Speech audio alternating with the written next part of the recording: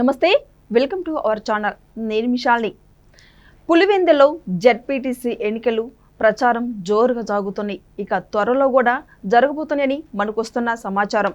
అయితే ఇటు టీడీపీ ఇటు వైసీపీ జోరుగా పోటీన పరుగులు పెడుతున్నారు ప్రచారానికి. అయితే అసలు ఏం జరుగుతుంది ఈ పులివెందులో?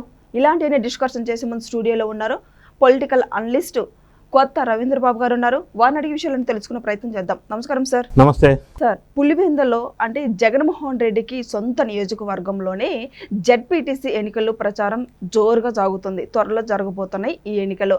ఇటు టీడీపీ వైసీపీ జోరుగా ప్రచారం జరుగుతుంది. ఈ జరుగుతున్న నేపథ్యంలో వైసీపీ వాళ్ళైతే కుట్ర చేస్తున్నారు. అసలు ఎలా చూడాలి సార్? అసలు పులివెందులలో జెడ్పీటీసీ బాగా ఎవరిది దాని మీద పంచాయతీ ఎందుకు? అసలు ఎవరు అవునన్నా కాదన్నా పులివెందుల జగన్ రెడ్డి గారి కుటుంబానికి దశాబ్దాల కాలం నుంచి కంచు కోట. మరి వీళ్ళు వైఎస్ఆర్ కాంగ్రెస్ పార్టీ వాళ్ళు ఎందుకు ఈ పంచాయతీ, ఈ లొల్లి, ఈ డిస్కషను, ఎందుకు ఆందోళన? అంత పెద్ద కోట కదా, కోటలకి బీటలు వారిని అని. అది కూడా జెడ్పీటీసీ ఎలక్షనే, ఎందుకు టెన్షను? పులివెందుల ప్రస్తావన ఒకసారి చూసినట్టయితే జెడ్పీటీసీ ఎగ్జిస్టింగ్ అతను చనిపోవటం వల్ల ఎలక్షన్ అనివార్య పరిస్థితుల్లో వచ్చింది. ఆ కుటుంబానికి చెందిన వ్యక్తిని జెడ్పీటీసీగా వైఎస్ఆర్ కాంగ్రెస్ పార్టీ వాళ్ళు మళ్ళీ సీట్ ఇచ్చారు. సో వీళ్ళ టెన్షన్ ఎక్కడ స్టార్ట్ అయిందనేది నేను స్టార్ట్ చేస్తున్నా. సో దీనికి ఈమెకి ఈ క్యాండిడేట్కి అగెనెస్ట్గా బీటెక్ రవి ఆ దశాబ్ద కాలం నుంచి ఆ ప్రాంతంలో ఈ కుటుంబానికి ప్రత్యర్థి. వాళ్ళ ఆవిడని జెడ్పీటీసీగా నిలబెట్టారు తెలుగుదేశం పార్టీ నుంచి. అందువల్ల టెన్షన్ వచ్చిందా? అయితే టెన్షన్ ఎందుకు? టెన్షన్ లేనప్పుడు పంచాయతీ ఎందుకు? సో వీళ్ళు దానివల్ల కొంత ఆందోళన చెందుతున్నారు. ఎందుకు ఆందోళన చెందుతున్నారని అంటున్నానంటే, ఇండిపెండెంట్లుగా నిలబడ్డ వాళ్ళ మీద దౌర్జన్యం చేశారు.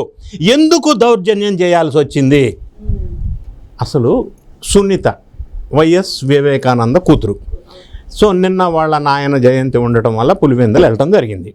ఆ సందర్భంగా ఆమె ప్రెస్లో రకరకాల అంశాలని ప్రస్తావిస్తూ వాళ్ళ నాన్న కేసు కొలిక్కి రాలేదు అన్న ఒక ఆవేదన, హత్య చేసిన వాళ్ళు బహిరంగంగా తిరుగుతున్నారే అని ఆమె ఆందోళన వ్యక్తం చేస్తూ పులివెందుల్లో ఈ రోజుకి కూడా హత్య చేసిన మనుషులు ఇటువంటి దౌర్జన్యాలకి పాల్పడుతున్నారు, ఇండిపెండెంట్ల మీద దౌర్జన్యం చేశారు అని ఆమె వాపోయింది. సో ఇండిపెండెంట్లు ప్రాధాన్యత ఏంటంటే అక్కడ వైఎస్ఆర్ కాంగ్రెస్ పార్టీకి అగెనెస్ట్ ఓట్లు చేల్చడానికి పనికొస్తారు. సో ఆ ఇండిపెండెంట్ మీద ఎవరి మీద అయితే దాడి చేశారో వాళ్ళు సునీతారెడ్డి గారికి చుట్టాలు. సో దాడి ఎందుకు చేశారు అంటే ఏంటి, దాని వెనక అసలు కారణం ఏమై ఉండొచ్చు అంటే ఓడిపోతున్నామన్న సంకేతాలు వైఎస్ఆర్ కాంగ్రెస్ పార్టీకి ఉన్నాయి. కాబట్టి నేను ఈ మాట అంటానికి కారణం ఏంటంటే, ఈ మధ్య కాలంలో ఆ పార్టీలో మంచి మాటగారిగా పేరొందిన అంబటి రాంబాబు ఒక ప్రెస్ స్టేట్మెంట్లో మాట్లాడుతూ అటు చేసి ఇటు చేసి అది చేసి నీలం సాహు అనే ఒక ఐఏఎస్ ఆఫీసర్ మీద కామెంట్ చేశారు. ఎందుకు ఆమెను గుంజుతున్నారు ఇందులోకి? ఒక జెడ్పీటీసీ ఎలక్షన్ కమిషనర్ మీద కూడా కామెంట్ చేసే అంత పరిస్థితి ఎందుకు వచ్చింది? ఆమె నేపథ్యం ఒకసారి చూసినట్టయితే, గతంలో నిమ్మగడ్డ రమేష్ ఎలక్షన్ కమిషనర్గా ఉండే. సో ఆయన కులాన్ని ఆపాదించారు. చంద్రబాబు నాయుడు గారు ఆయనది ఒకటే కులం అన్నారు.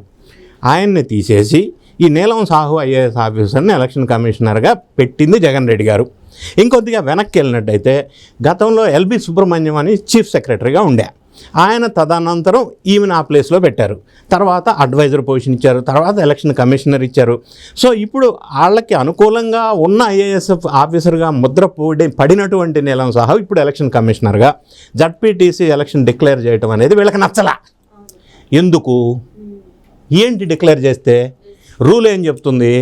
ఒక క్యాండిడేట్ చనిపోయినప్పుడు 6 months లోపు ఎలక్షన్ పెట్టాలి కాబట్టి రూల్ ప్రకారం ఆమె నోటిఫికేషన్ ఇచ్చారు. మరి ఫేస్ చేయొచ్చు కదా, అంటే గెలము అనే నమ్మకమా? ఇంకొకటి అంబటి రాంబాబు గారు మాట్లాడితే ఏమన్నారు, నెక్స్ట్ 1 year తర్వాత వస్తాయి కదా ఎలక్షన్స్, అప్పుడు పెట్టేయచ్చు కదా అంటాడు. ఇప్పుడు పెడితే పోయేది ఏందంట? ఇప్పుడు ఎందుకు పెట్టకూడదు? రూల్ ప్రకారం 6 months పెట్టాలి కదా, మరి ఇప్పుడు ఎందుకు పెట్టకూడదు? ఇప్పుడు పెడితే వీళ్ళకి వచ్చిన ఇబ్బంది ఏంటి, బాధ ఏంది, గొడవ ఏంది, లొల్లేంది, పంచాయతీ ఏంది? అంటే గెలవము అని ఒక స్పష్టమైన ఇండికేషన్ అక్కడ ఉంది. కాబట్టి మరి దశాబ్ద కాలం నుంచి వాళ్ళకి పెద్ద కంచుకోట లాంటి పులివెందుల్లో ఒక జెడ్పీటీసీ గెలుపు కోసం ఇంత ఆందోళన ఎందుకు పడుతున్నారు? ఇంత టెన్షన్ ఎందుకు పడుతున్నారు? ఇంత లొల్లు ఎందుకు చేస్తున్నారు? ఇన్ని దౌర్జన్యాలు ఎందుకు చేస్తున్నారు? ఇంత ఐఏఎస్ ఆఫీసర్ మీద కామెంట్స్ ఎందుకు చేస్తున్నారు? వీటన్నిటికీ రూపకల్పన వైఎస్ఆర్ కాంగ్రెస్ పార్టీ చేస్తున్నారు. ఎందుకు చేస్తున్నారు అంటే అక్కడ గెలిచే అవకాశం లేదు. ఓకే, గెలవకపోయినా పర్వాలే, జడ్పీటీసీ ఏదా కదా, ఏమవుతుంది గెలవకపోతే. దాని గురించి ప్రజల్లో భయాందోళన కల్పించి గెలవాలన్న ఆలోచన చేయటం తప్పు కదా, దౌర్జన్యాలకు పాల్పడటం తప్పు కదా, మరి ఒక ఐఏఎస్ ఆఫీసర్ మీద కూడా ఇలా కామెంట్ చేయటం తప్పు కదా. సో ఇవన్నీ అంశాలను మనం పరిశీలించినట్టయితే పులివెందుల కోటకి బీటలు బారుతున్నాయి. జడ్పీటీసీ ఎలక్షన్లో కూడా గెలిచే పరిస్థితి లేకపోతే రేపు రాబోయే అన్ని ఎలక్షన్స్లో దాని ప్రభావం ఉంటుంది ఆంధ్ర రాష్ట్రం మొత్తం మీద, జగన్ రెడ్డి గారి మీద, ఆ పార్టీ మీద. అన్ని భయంతో కూడిన ఆందోళన వల్ల వచ్చిన టెన్షన్తో ఈ పనులు చేస్తున్నారు వైఎస్ఆర్ కాంగ్రెస్ పార్టీ శ్రేణులు అనేది మనకి స్పష్టంగా అర్థమవుతుంది. అంతకు మించి వేరే రీజన్ ఏముంది ఎందుకు ఈ పంచాయతీలు చెప్పండి? అదొక్కటే రీజన్గా మనకు కనిపిస్తూ ఉంది. కానీ సార్, ఇంత జరుగుతున్నా, ఇన్ని గొడవలు అవుతున్నా కూడా, ఇంత దౌర్జన్యంగా ఎదురు తిరుగుతున్నా కూడా వైసీపీ వాళ్ళు, టీడీపీ వాళ్ళ మీద, సో జగన్మోహన్ రెడ్డి ప్రస్తావన ఎక్కడా లేదంటే ఏం చెప్తారు సార్? అసలు జగన్ రెడ్డి గారి ప్రస్తావన, ఆయన ఇన్వాల్వ్మెంట్ లేకుండా ఏది జరగదు. ఫస్ట్ థింగ్, ఆయన తెర వెనుక ఉండి కథ నడిపిస్తాడు. లిక్కర్ స్కామ్లో ఆయన ప్రస్తావన ఉందా? స్క్రీన్ మీద ఉన్నాడా? రాజకేశ్ రెడ్డిని పెట్టి నాటకం ఆడించలా, సినిమా దీలా? అన్ని విషయాల్లో బాబాయ్ హత్య, హూకిళ్ళు బాబాయ్, సునీతమ్మని అడిగితే చెప్తుంది. సో అన్నిట్లో ఆయన ప్రత్యక్షంగా లేకపోయినప్పటికీ ఆయన కనుసంజ్ఞలలో ఇవన్నీ జరుగుతాయి అనేది వాస్తవం. ఆయన ఐడియాలజీ కింద స్థాయి వాళ్ళు ఇంప్లిమెంట్ చేస్తారన్నది వాస్తవం. ప్రసన్న కుమార్ రెడ్డి మొన్న ఒక మహిళా ఎమ్మెల్యే మీద చేసిన కామెంట్స్ కూడా ఈయన సమర్థించాడు కదా, వ్యతిరేకించలేదు కదా. సో ఆయన ఐడియాలజీ కింద వాళ్ళు ఫాలో అవుతూనే ఉంటారు. అదే జరుగుతుంది పులివెందుల్లో. ఆ టెన్షన్ వల్ల ఓడిపోతామన్న భయంతో ఇటువంటి ఆందోళన చేస్తున్నారనేది మనకి స్పష్టంగా అర్థమవుతా ఉంది. సో జగన్మోహన్ రెడ్డి తన నియోజకవర్గంలోనూ పులివెందుల్లోనే తనకి ఎదురు దెబ్బ తగులుతుంటే ఈ జడ్పీటీసీ ఎలక్షన్లో అయితే తర్వాత ప్రజల నుంచి ఎలాంటి స్పందన రాబోతుందంటే ఏం చెప్తారు సార్? ప్రజల నుంచి ఆల్రెడీ ఆ పార్టీ మీద, ఆ పార్టీ నాయకుల మీద, నాయకుడి మీద ఒక స్పష్టమైన అవగాహన ఉంది కాబట్టే 11 సీట్లకు తీసుకొచ్చారు. అది స్పష్టంగా ఉంది కాబట్టి. ఇంకొకటి యాడింగ్ టు దిస్, వీళ్ళ అదృష్టమో దురదృష్టమో, 1 సంవత్సర కాలం నుంచి ఎన్డీఏ ప్రభుత్వం వాళ్ళు ప్రామిస్ చేసిన స్కీములు అవన్నీ ఇంప్లిమెంట్ చేయటం అనేది mood of the people of Andhra Pradesh NDA వైపు పాజిటివ్గా ఉంది. ఇది ఎవరు అవునన్నా కాదన్నా వాస్తవం. మూడోది ఏంటంటే, ఏ రోజు ఎవరు అరెస్ట్ అయ్యి జైలుకి వెళ్తారో అని ఆందోళనలో వైఎస్ఆర్ కాంగ్రెస్ పార్టీ శ్రేణులు ఉన్నారు. ఇంకొక వర్గం ఉంది, ఏ పార్టీ వాళ్ళు గేట్లు ఓపెన్ చేస్తే అటు జంప్ చేయడానికి. ఇవన్నీ ఉక్కిరి బిక్కిరి అవుతున్న నేపథ్యంలో జగన్ రెడ్డి గారు ఈ జడ్పీటీసీ ఎలక్షన్ ఎందుకు వచ్చిన గొడవరా అని కొద్దిగా ఇబ్బందికరమైనగా ఫీల్ అవుతున్నారు. ఓడిపోతే దీని ప్రభావం ఖచ్చితంగా ఉంటుంది కాబట్టి. పులివెందుల నియోజకవర్గంలోనే ఎంపీగా అవినాష్ రెడ్డి ఉన్నారు. సో తనేమో కొన్ని వ్యాఖ్యలు అయితే చేస్తున్నారు. ఏంటంటే వాళ్ళు జడ్పీటీసీ ఎలక్షన్లు ఎలా గెలుస్తారో నేను చూస్తానన్నట్టు వ్యాఖ్యలు చేస్తున్నారు. అసలు ఎలా చూడాలి సార్ ఈ వ్యాఖ్యలు? జడ్పీటీసీ ఎలక్షన్లో గెలుస్తాడా లేదా చూడాల్సింది, నిర్ణయించాల్సింది అవినాష్ రెడ్డి కాదు, జగన్ రెడ్డి కాదు, ఆ ప్రాంతంలో ఉన్న ఓటర్లు కదా.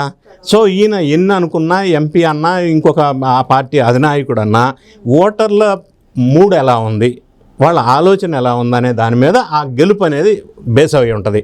సో అవినాష్ రెడ్డి ఒక ఎంపీగా ఉండి ఆ విధంగా దెబ్బగేయటం అంటే ఓటర్ని భయానికి గురి చేసి భయభ్రాంతులతో ఓట్లు వేయించాలన్న వ్యూహం ఏమన్నా ఉందా అనేది కూడా మనం ఆలోచించాల్సిన అవసరం ఉంది. ఆ విధంగా అనకూడదు కదా. ప్రజల నిర్ణయం స్వచ్ఛందంగా ఓట్లు వేయాలో, వాళ్ళ డెసిషన్ చెప్పాలా. ఎట్లా వెళ్ళాలో చూస్తా అంటే, ఏంది నువ్వు చూసేది ఎట్లా గెలవాలో, ఓట్లు ఎట్లా వేయాలో అట్లా వేస్తారు. మొన్న జరిగిన ఎలక్షన్లో, అసెంబ్లీ ఎలక్షన్లో ఎట్లా జరిగినాయి ఇక్కడ అంతే జరుగుతుంది. కాబట్టి వీళ్ళు టెన్షన్తో ఈ ఆందోళన, దౌర్జన్యాలు చేస్తున్నారు అనేది వాస్తవం. ముఖ్యంగా మరి లిక్కర్ స్కామ్ సంబంధించి ఇంక రాజకేశ్ రెడ్డి అనే పాత్ర అనే వస్తుంది. మరి ముఖ్యంగా అసలు ఎవరు ఇన్వాల్వ్మెంట్ ఉందంటే ఏం చెప్తారు సార్? అసలు లిక్కర్ స్కామ్ అనేది ఒక పెద్ద తేనె తొట్టెలాగా ఉంది. అది సిట్టు దర్యాప్తు చాలా వేగవంతంగా వెళ్తూ ఉంది. రోజుకొక కొత్త వ్యక్తి, కొత్త పేరు, కొత్త వ్యవహారం వెలుగులోకి వస్తూ ఉంది. సో ఏ రోజు ఎక్కడ ఎవరికి తగులుతుందో తెలియదు. సో ఇప్పటివరకు ఛార్జ్షీట్లో, ప్రిలిమినరీ ఛార్జ్షీట్లో అంతిమ లబ్ధిదారుడు పేరు జగన్ రెడ్డి గారి పేరు ప్రస్తావించారు వాళ్ళు ఛార్జ్షీట్లోనే. సో ఇంకా పూర్తి స్థాయిలో విచారణ జరుగుతుంది కాబట్టి ఇంకా ఎవరు వెలుగులోకి వస్తారనేది మనం తొందరపడి చెప్పలేం. ఎందుకంటే రాజకేశ్ రెడ్డిని ఫస్ట్ మాకేం సంబంధం లేదు, ఆయన ఐటీ అడ్వైజర్ అన్నారు, తర్వాత తెలుగుదేశం పార్టీకి సంబంధించిన వ్యక్తి అన్నారు. అసలు విషయం ఏంటంటే రాజకేశ్ రెడ్డి అన్న అతను జగన్ రెడ్డి గారికి బంధువు, వైఎస్ సుజాత రెడ్డికి అల్లుడు. మరి అంత దగ్గర బంధువుని పెట్టుకొని ప్రపంచానికి తెలియదు అన్నట్టుగా నాకు సంబంధం లేదని అంటే సరిపోదు కదా. అందరూ చుట్టాలే, ఇందులో నిందితులంతా కూడా దగ్గర సంబంధం ఉన్న వ్యక్తులే. సో ఓకే, ఎనివే అది విచారణ స్థాయిలో ఉంది కాబట్టి దర్యాప్తు ఏ మలుపులు తిరుగుతుందో తెలియదు. ఏ రోజు మళ్ళీ ఇంకా ఎన్ని కోట్లు డబ్బులు దొరుకుతాయో తెలియదు. మొన్న 11 crores దొరికినాయి, 33 crores ఒకసారి. దాని వెనక పెద్ద కుట్రనే ఉందని ఉంది. ఏ కంటైనర్ ఎక్కడుందో వెలుగు తీస్తున్నారు. అంతా టెక్నాలజీ ఉపయోగించి అన్ని వెలుగులోకి వస్తూ ఉన్నాయి. సో ఏ రోజు ఎవరికి మెడకు చుట్టుకుంటుందో తెలియదు. అంతిమ లబ్ధిదారు వైపు ప్రయత్నాలు జరుగుతున్నాయి వేగవంతంగా. సో అది దర్యాప్తు సంస్థలు నిగ్గు తేల్చే అవకాశం తొందరలోనే ఉందని నేను అనుకుంటున్నా. సార్, వివేకానంద హత్య కేసులో సునీతారెడ్డికి ఇప్పుడు న్యాయం జరుగుతుందా లేదంటే ఏం చెప్తారు సార్? సునీతారెడ్డి గారు 6 సంవత్సరాల నుంచి వీరోచితంగా ఒంటరి పోరాటం. తండ్రి హత్య చేశారు, హత్య చేసిన వ్యక్తులు నాకు తెలుసు, సమాజంలో తిరుగుతున్నారు, వాళ్ళ మీద చర్యలు తీసుకోండి అని బోరును విలపిస్తుంటే నిన్న 5th August 3 days బ్యాక్ సుప్రీంకోర్టులో సిబిఐ వాళ్ళు సబ్మిట్ చేసిన స్టేట్మెంట్ ఏంటి? దర్యాప్తు పూర్తయింది. ఏం పూర్తయింది దర్యాప్తు? నిందితులు ఎవరు, మరి సూత్రధారులు ఎవరు, పాత్రధారులు ఎవరు? మరి నిగ్గు తేలకుండానే దర్యాప్తు ఎట్లా పూర్తయింది? పూర్తయిందని ఫుల్ స్టాప్ ఎట్లా? మళ్ళీ మీరు చేయమంటే దర్యాప్తు చేస్తాం, మళ్ళీ చేయమని సుప్రీంకోర్టు అడిగితే మళ్ళీ దర్యాప్తు చేయడం ఎందుకు? పూర్తయిందా లేదా అంటే కాలేదా? కాకపోతే పూర్తయిందని ఎందుకు చెప్పారు? ఇదొక అంశం. ఇంకొక పాయింట్ వాళ్ళు అడిగింది ఏంటంటే, గతంలో సునీతారెడ్డి మీద వాళ్ళ హస్బెండ్ మీద వాళ్ళే చంపించేశారని కేసు పెట్టారు. అది క్లోజర్ రిపోర్ట్ మీద వీళ్ళ సిబిఐ వాళ్ళ అభిప్రాయం అడిగారు. సరే, దాని మీద ఇంకా స్పష్టత రాలే. సో సునీతారెడ్డి గారు వాపోయేది ఏంటంటే, సిబిఐ వాళ్ళు దర్యాప్తు పూర్తయిందని చెప్తే ప్రజలకున్న సమస్యలు సునీతారెడ్డి గారితో పాటు ఏంటంటే, A7గా ఉన్న భాస్కర్ రెడ్డి, A8గా ఉన్న అవినాష్ రెడ్డి విచారణకు గతంలో వెళ్ళినప్పుడు సిబిఐ వాళ్ళు కర్నూలులో హాస్పిటల్లో వాళ్ళ అమ్మను పెట్టి సిబిఐ వాళ్ళని దగ్గరికి రానియకుండా, విచారణ చేయనీయకుండా రచ్చ చేసి వాళ్ళని దొబ్బేశారు కదా. మరి అవినాష్ రెడ్డి విచారణ ఎక్కడ పూర్తయింది? పూర్తి అవ్వలేదుగా.